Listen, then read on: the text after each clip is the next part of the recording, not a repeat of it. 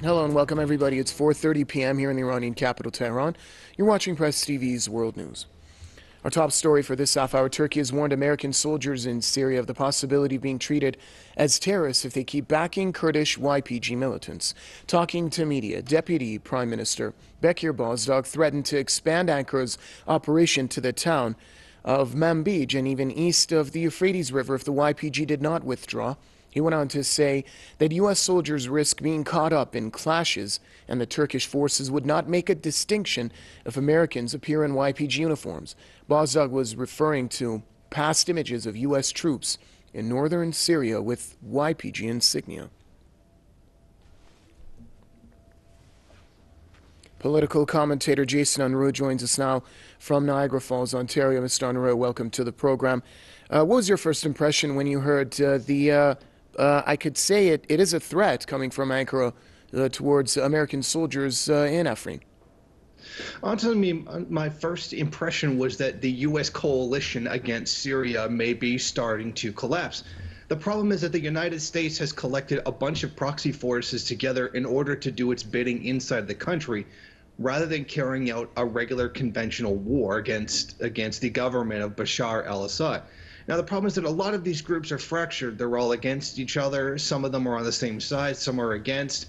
And it's hard to negotiate or to really navigate all those kinds of contradictions. Many of these different forces have different goals from each other, some of them in complete opposition to each other, as we've seen with the Kurds and with Turkey. So almost a situation like this was inevitable as the United States continued to support the side of the Kurds, which the Turkey sees as terrorists. It's naturally going to cause some antagonism with Turkey, with Ankara. So once they announced the creation of the SDF, a 30,000 unit strong, militia along the border between Syria and Turkey, it was obvious that Turkey was going to take exception to this and was going to have to do something about it, or they would see a renewed and even possibly even more bold attacks against the country coming from the Kurds. This is the fault of the U.S. They have thrown too many different groups into the mix and manipulated them into doing their work for them.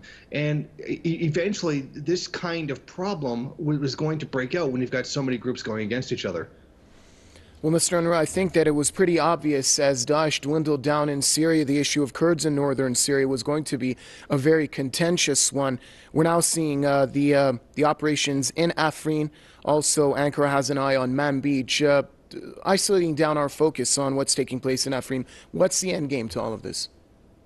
Well, the end game of all this, if the U.S. gets what it wants, is a Syria that has been balkanized into smaller pieces, particularly, hopefully, with the the north and the east cordoned off from the rest of the Syrian government, where particularly many of the energy resources are.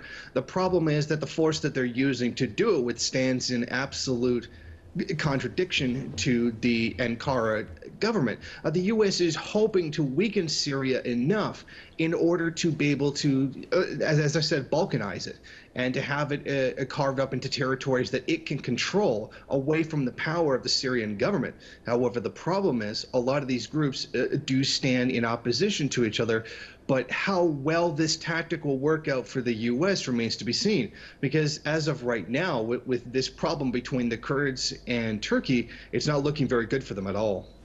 Thank you, sir. Political commentator Jason Unruhe joining us from Ontario.